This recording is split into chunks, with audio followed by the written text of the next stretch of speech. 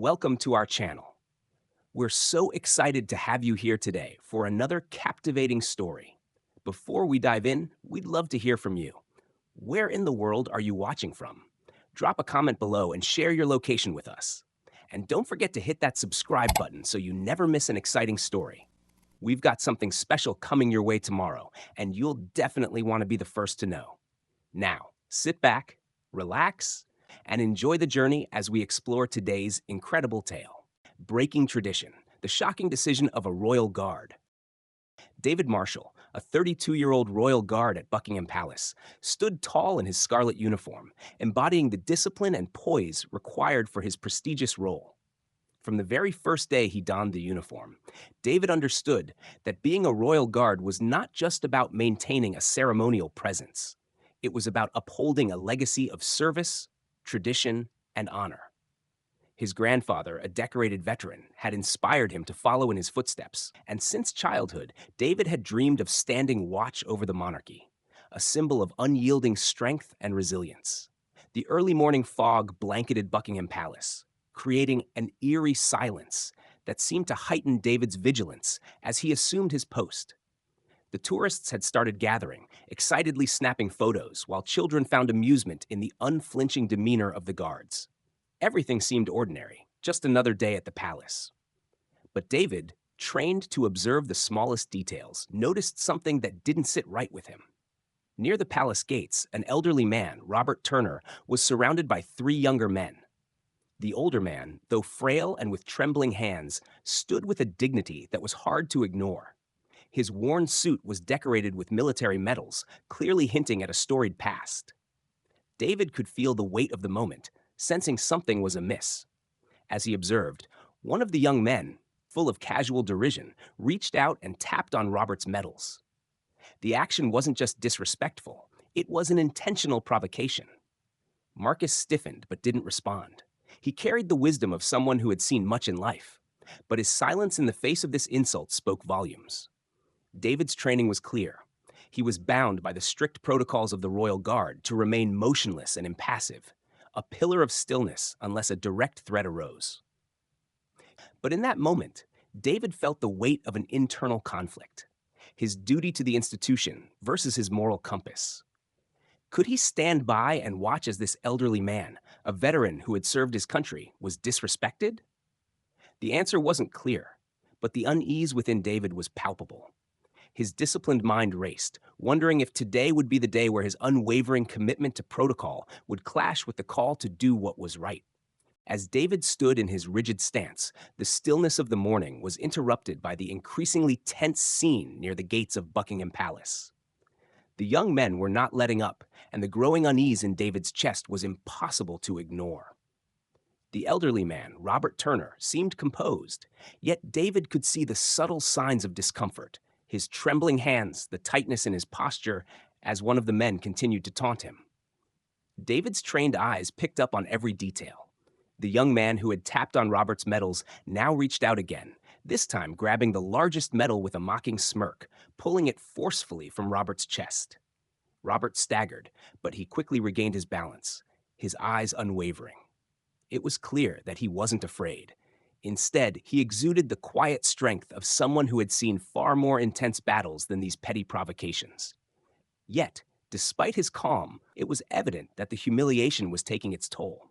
David, despite the intense training that kept him rooted to his post, could feel a rising sense of conflict within himself. His role was to remain impassive, to follow the royal guard protocol to the letter. He was a symbol of unwavering discipline, a figure of tradition, and for decades, that stillness had been the foundation of the royal guard's power. But this moment, this instance of blatant disrespect, felt different. The taunting continued. One of the young men sneered, "Bet you don't even remember what these are for." Robert, without hesitation, met the man's gaze and replied, his voice firm, "I remember every moment." His words carried the weight of history, of decades of service, of battles fought and sacrifices made. But the young men weren't interested in history or respect. They were interested in their own amusement. The leader of the group took a deliberate step closer, grasping the medal once again, yanking it with even more force this time. David's heart began to race. He had watched the situation escalate far enough. His mind screamed to act, yet his body remained frozen. The decision was agonizing. Every drill, every lesson had taught him to stand still, to never break protocol. But this was no longer a matter of protocol. It was a matter. The moment David stepped forward, the world around him seemed to freeze. It wasn't just the sound of the bustling crowd that faded into the background, but the weight of his decision, a decision he had never thought he'd have to make. The strict discipline of the royal guard, trained into him since childhood, had always been clear. Stay still, stay silent, and only act when the threat is undeniable. But here, with Robert Turner being disrespected in front of him, the lines of duty and personal morality blurred in a way he couldn't ignore. David's voice broke the silence, measured but filled with authority. Let go of him. The leader of the young men, startled at first by David's unexpected movement, recovered quickly, a mocking grin spreading across his face. "Oh, look, the tin soldier speaks," he sneered, his voice dripping with disdain. The taunt hung in the air, but David didn't flinch, his gaze steady and unwavering. His training had taught him to control his emotions, to let insults and mockery slide off like water on a duck's back. But this was different. The young men exchanged uncertain glances, unsure of how to react. They had seen David, the royal guard, standing still for hours, a statue in the midst of a crowd. The idea of him speaking, let alone stepping forward, was an anomaly, one they couldn't quite process. The leader, still emboldened by the attention, took a deliberate step toward David, as if daring him to go further. "Or what?" he asked, his tone challenging. David's pulse quickened, and without hesitation, he responded. His movements were precise, calculated, as he seized the leader's wrist in a controlled grip, executing a maneuver he had practiced countless times in training. A sharp cry escaped the young man as David applied just enough pressure to force him to release the metal. The leader recoiled, rubbing his wrist indignantly, but David's grip remained firm. "Leave," David ordered, his voice low and unyielding. It wasn't a request, it was a command, one that left no room for defiance. The group hesitated for only a moment before the leader muttered something under his breath, clearly upset. "This isn't over," he grumbled, before backing away with his friends in tow. The crowd around them watched, stunned into silence, before erupting into applause. David's intervention had shattered the usual decorum of the royal guard, and yet, in that moment, it felt like the right thing to do. Phones were quickly raised to capture the unprecedented event, and within hours, the footage spread like wildfire across social media. Hashtags like Silent Protector and Edgar Gone Hero began trending, while the public debated the clash between strict protocol and moral integrity. But for David, the applause and the online praise didn't matter. What mattered was that he had made the right choice. David's intervention had sent shockwaves through the crowd, but the consequences were far from over. As the young men retreated, their muttered threats still hanging in the air, the murmurs of the tourists grew louder. Phones were held high, capturing every moment of the unprecedented breach of protocol. David had acted, and in doing so, he had shattered the rigid traditions of the royal guard. His decision, however, did not go unnoticed by those who valued the unbroken line of discipline he represented. Back at his post, David's mind raced. The applause from the crowd felt like a distant echo compared to the weight of what he had done. He had crossed a line, and though it felt right in the moment, he couldn't ignore the nagging question in his mind. Had he jeopardized his career for a fleeting moment of moral courage? The very foundation of his training had taught him to remain impassive, to be a pillar of tradition and discipline. But today, tradition had collided with his conscience, and the result was something he could never take back. Later that evening, as David returned to the barracks, his commanding officer, Colonel Hayes, was waiting for him. The stern look on his face told David everything he needed to know. The video had already gone viral, spreading across social media like wildfire. People were praising David for his intervention, for standing up when others would have looked away. But in the eyes of the institution, things were far more complicated. "You acted justly, Marshal," Colonel Hayes said, his voice measured yet stern. "But institutional constraints necessitate consequences." The silence that followed hung heavy in the air. David felt the weight of those words, a weight that settled deep in his chest. He had done the right thing, But now he was facing the consequences. Despite the praise he had received from the public, David knew the truth. The path he had chosen was fraught with uncertainty. As he awaited his fate, he couldn't shake the thought that in doing the right thing, he might lose everything he had worked so hard for. Still, in the back of his mind, he knew he could never undo his decision.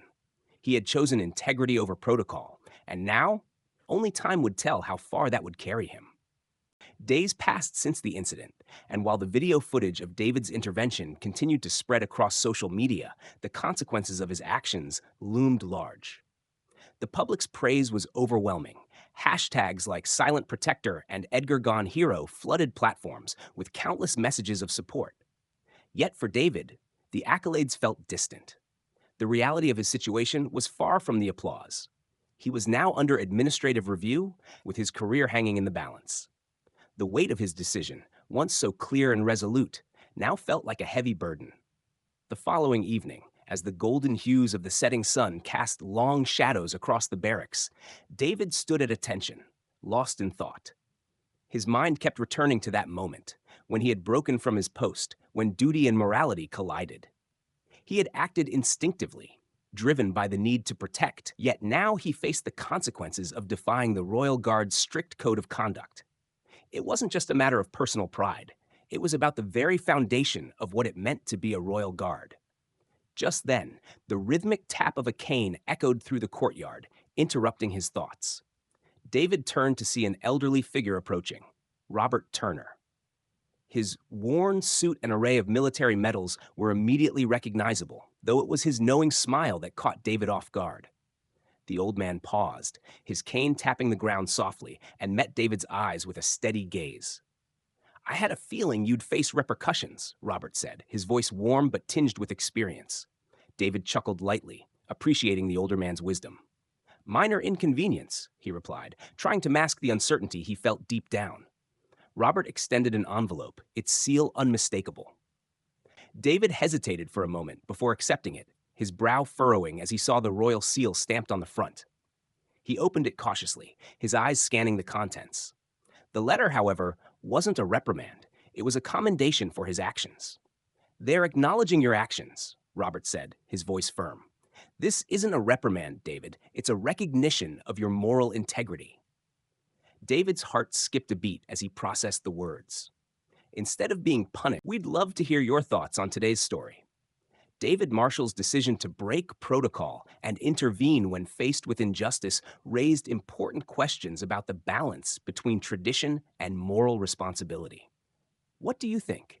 Should duty to tradition always come first, or are there moments when doing what's right requires us to step outside the lines?